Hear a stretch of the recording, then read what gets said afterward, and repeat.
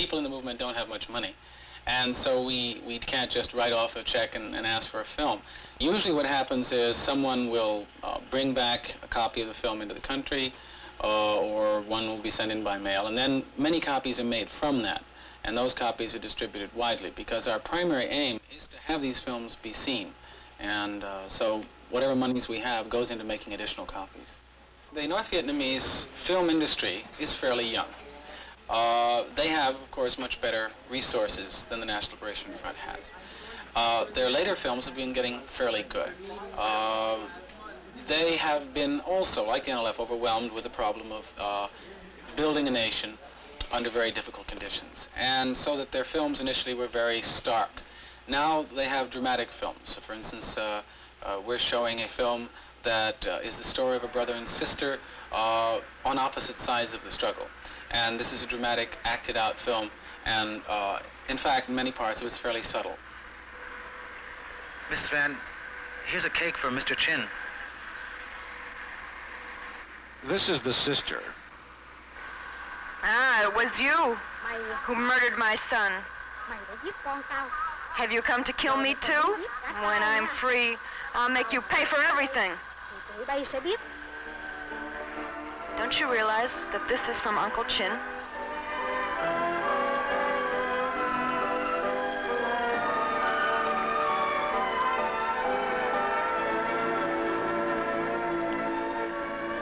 Manifesto of the South Vietnam National Liberation Front. Stop! That's the brother, a loyal South Vietnamese army officer. Good morning, Lieutenant. I'd like to talk to the soldiers. The brother begins to suspect his sister has joined the Viet Cong. Brothers, all we want to know is, who ordered you to fire at the field workers? Join us. Demand that your leaders put a stop to such crimes. Aren't you all peasants by birth?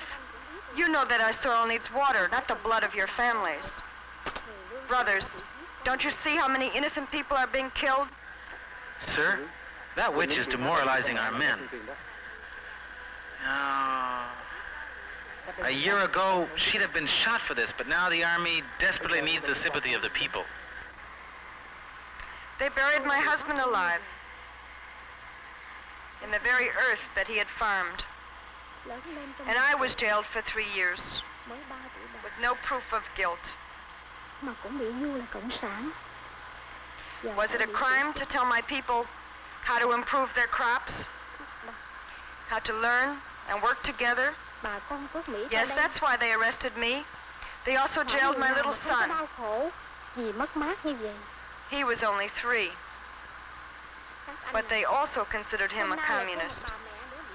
So he was poisoned. People of Phuc Mai, now your trial begins. But there's still time to escape such suffering. Tell me frankly, Captain, what would you do if somebody in your family turned communist?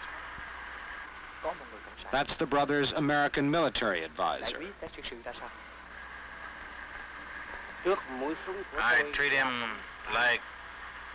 like any other communist. Mother, father, brother, no matter who, shoot to kill. The brother turns to drink, and the sister is captured by the South Vietnamese. Talk. Talk. Talk. Talk.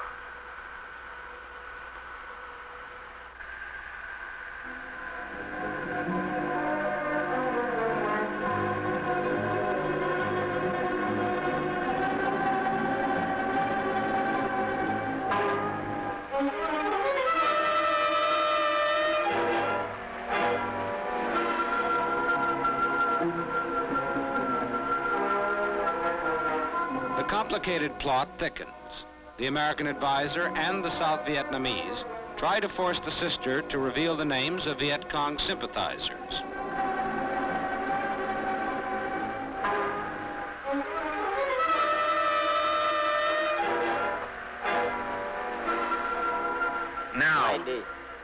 Now will you speak?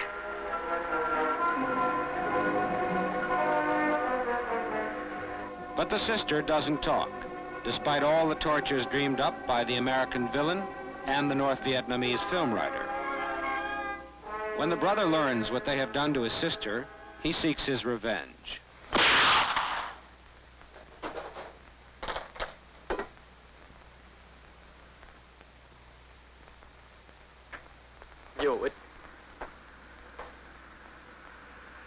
Say your prayers.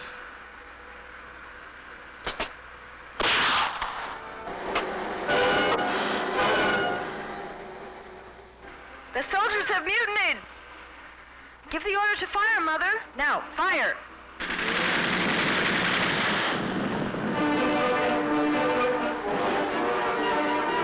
So the peasants take over the hamlet, and the brother and sister live on in the service of the Viet Cong.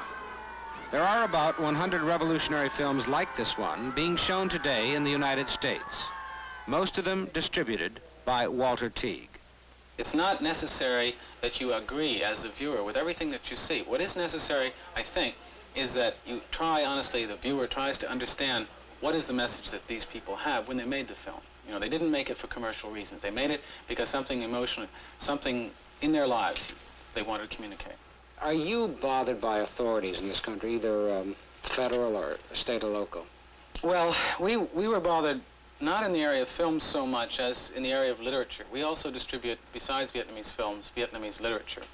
And the idea being, let the American public hear what the Vietnamese side of the story is, and then judge for themselves. And universities are especially interested in this kind of material for their libraries, for their students, donation, and so on.